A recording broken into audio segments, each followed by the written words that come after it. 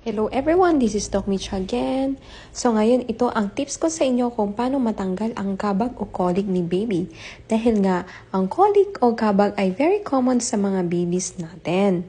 So, ito ang mga tips ko sa inyo para mabawasan o matanggal ang colic o kabag ni baby. So, pahigain si baby ng ganyan sa may bed o sa may kama. And then, yung dalawang legs niya ay kailangan natin siyang i-bend. Parang naiipit dapat yung may tiyan. So, naglalagay tayo ng pressure para matanggal yung hangin sa loob ng tummy nila.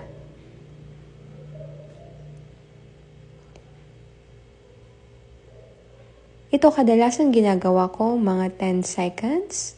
Ganyan. Pangalawa, paikutin ang dalawang legs nito na para siyang nagbabike o bicycle.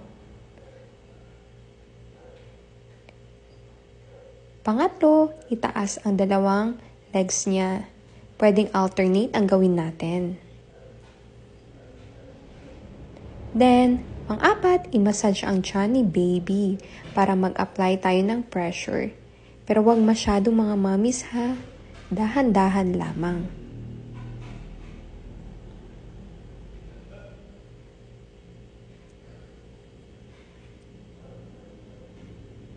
At syempre, pinaka-importante ang tummy time.